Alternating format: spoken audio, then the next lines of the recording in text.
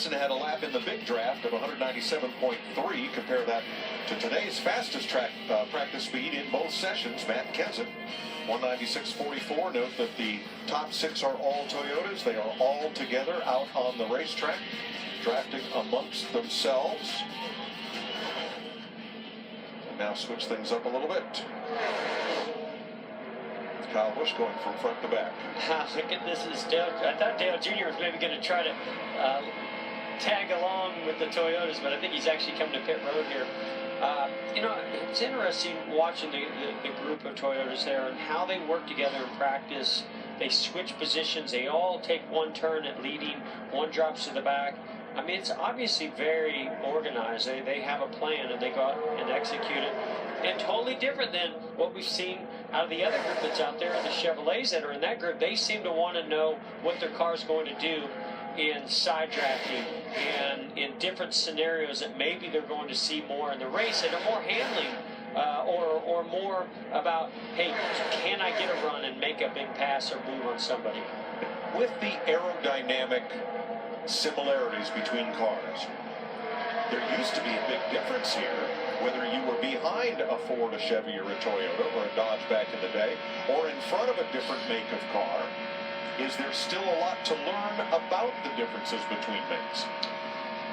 I mean, there may be some very slight differences. I think the cars are so equal. We saw that in qualifying, how tight and all the manufacturers were mixed in there and how close they were, hundreds and thousands of a second.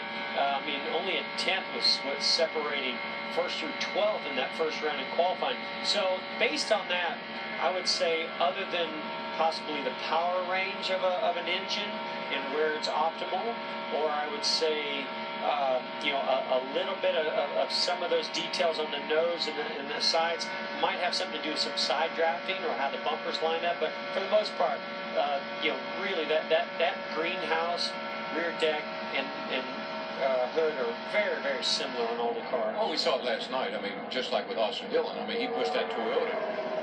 And so I think the cars do. I think they all match up well and run well together. What you want is what we're seeing right here is teammates that will work together, that they're not contrarian and they don't break out of line and they work together and they get the best result. That's what you're looking for. I'm told they even sit in the same row together at the drivers' meeting.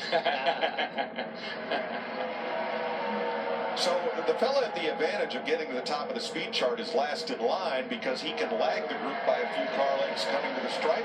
And then if he sucks right up to them the next time by, he's going to go to the top of the chart. That's just what happened to Kyle Busch. Well, remember, we didn't do this for very long on the restrictor plate tracks, but we did group qualifying one time. And in that group, you wanted to be the last car.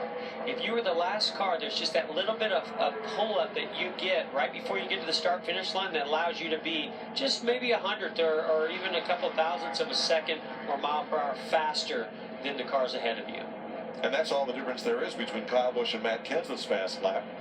2 1/1000ths of a second. Remember, this goes back to our graphic in our earlier practice session that Larry Mack, and we all kind of talked about it. That front car has the most drag on it, so it's pretty hard for it to go the fastest. The cars all trailing it.